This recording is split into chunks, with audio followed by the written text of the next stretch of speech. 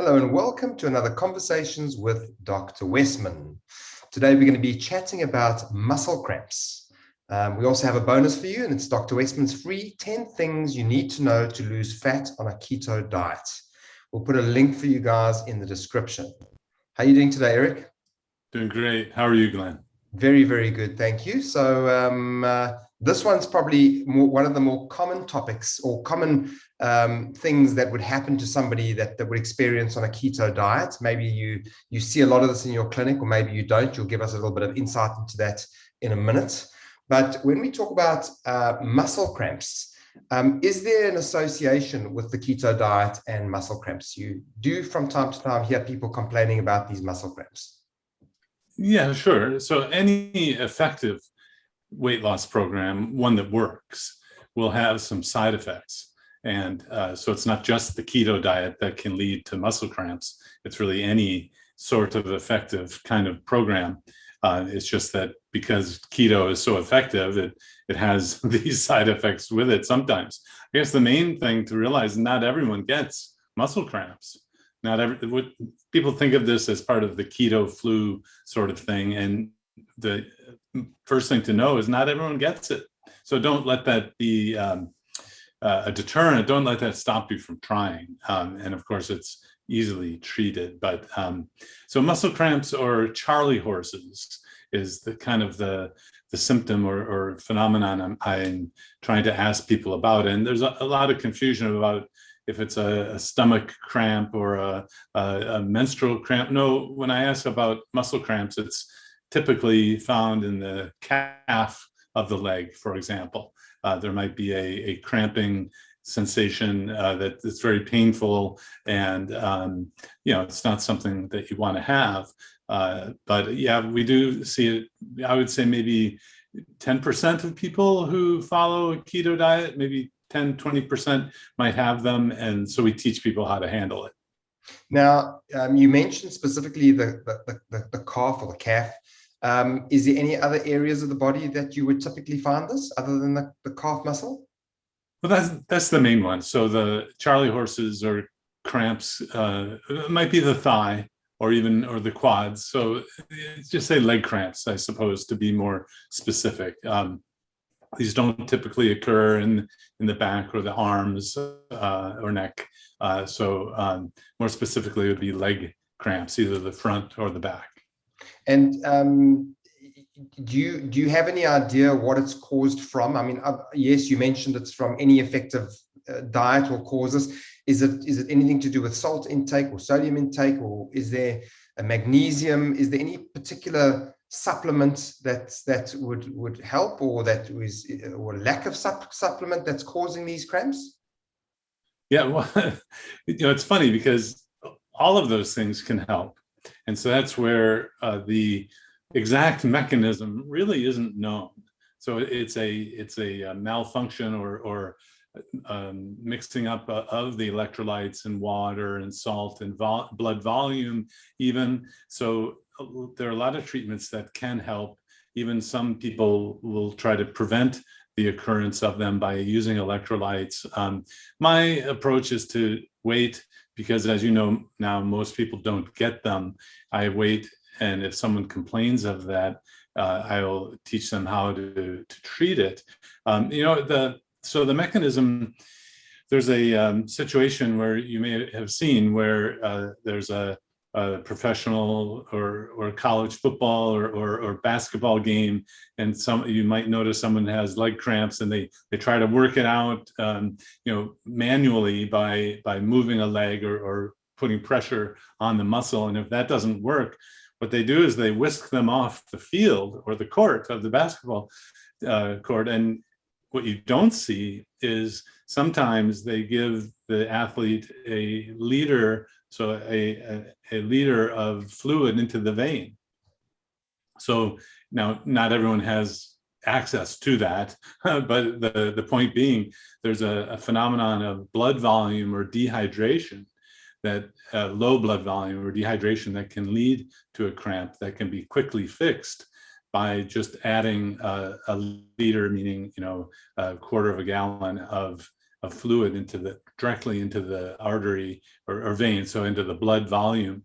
So it's hard to expand the blood volume that quickly without an IV. What we do is we add salt or bouillon or magnesium. These are things, even potassium can help, but magnesium helps the magnesium and the potassium. So we focus on magnesium replacement to treat, or even if you want to prevent the muscle cramp from occurring. But you have to understand also there's that blood volume issue where salt can actually help to prevent cramps from happening. So the mechanism really isn't known, and but all of these things can help. And one of the things to help, would you tell people to rehydrate or to drink a little bit more? Yes, and so as long as you don't have heart failure or high blood pressure, the way to hold on to the fluid that you drink is by having salt. And so adding bouillon cube, it's a measured amount of salt in a cube in hot water, drinking that. But our main, if you want a quick remedy, quick fix, the home remedies work really well. It's a squirt of mustard, just like a little packet of mustard that comes in a little plastic wrap you might see at a burger joint, a burger restaurant. You have a squirt of mustard or pickle juice, and these are remarkably fast to fix a cramp that you're having. I rarely get them, but occasionally I'll have one, and I'll get up in the middle of the night, go to the refrigerator and pull out a little squirt of mustard, and it's gone within a minute. It's amazing. So if you only have one cramp or so, try to fix it immediately with that. If you have a recurring problem and they're bothersome with muscle cramps, then you want to use something to prevent them. And so that's where you get into the magnesium supplementation, the salt supplementation, meaning bouillon cube, something like that. The form of magnesium that we like, just because it's widely available, you don't need a prescription, is the liquid form called milk of magnesia. Just a teaspoon of that at bedtime for a week will prevent the muscle cramps from coming back. Not the whole capful. The whole capful is like 2 or 4 tablespoons, and that's going to be a laxative effect. What you want just for the muscle cramp prevention is just a teaspoon of the milk of magnesia at bedtime for about a week, and that will prevent the cramps from coming on again. But that immediate relief, mustard or pickle juice, is an amazing thing that is pretty universal. Just one more thing, you did mention earlier on potassium. Did you want to give that as a long-term remedy as well? Well, if you've been eating real foods, you're not on a medicine that causes potassium wasting, like diuretics commonly do that. Hydrochlorothiazide, Lasix, or furosemide. These are medicines that are widely used for high blood pressure or just swelling. Those can cause low potassium, and you should probably be checked for that if you're on these medicines. Checked for that periodically. But I find that if you normally eat real foods, you're not on these medicines, you really don't have to supplement with potassium. And the complicated thing is, it's complicated, but the simple thing is that magnesium helps the potassium to work. And as long as you have plenty of potassium around, that will help with the cramps. It's possible to take too much potassium, and if you don't have normal kidneys, so it's one of these funny, quirky things that the over-the-counter preparations of potassium are very, very low. They're way too low to have much effect. So that's why the magnesium supplementation, without worrying about potassium, will work so well, and it's practically available. Now, earlier on, you said that 10% of people get these muscle cramps. Now, the question would be, how long does it take? So if somebody started getting these muscle cramps, what period of time would it typically take for those muscle cramps to kind of go away?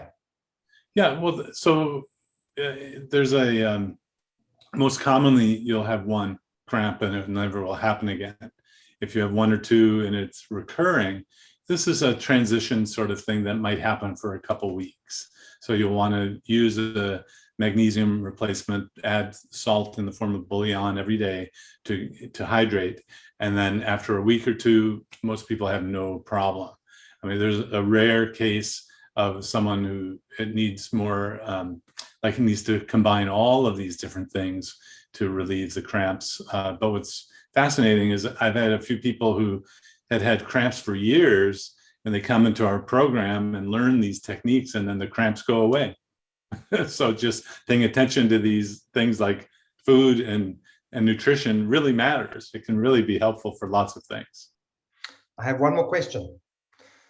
What time of day would people typically experience these cramps? We've heard a lot of people saying that they happen at night, in the middle of the night. Yeah, that I don't know why, but that it seems to be a nighttime thing. Okay, so out of the patients that come and complain about cramping, is it the vast majority experience it at night, or is it only some of them that experience it at night? Well, I would say probably the vast majority, although I haven't formally done a study on that. That's maybe it's just that's when it's most bothersome that people will talk about it, if it gets you up at night. Fantastic. But it's not everyone gets it. It's treatable, and usually the trade-off of the success that people are getting with the program makes it a minor thing in their minds, something to just work out over time. Thank you for helping us with this fascinating topic, Eric. We really do appreciate it. Thank you very much. That's all we have time for today, folks.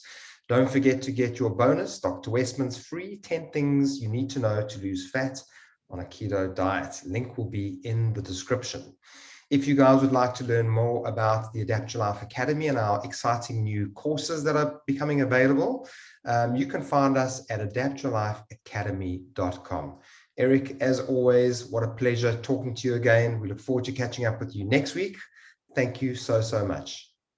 Thank you, Glenn. Take care. If you like this video, you're going to love our Adapt Your Life Academy. So click on the link in the description to find out more.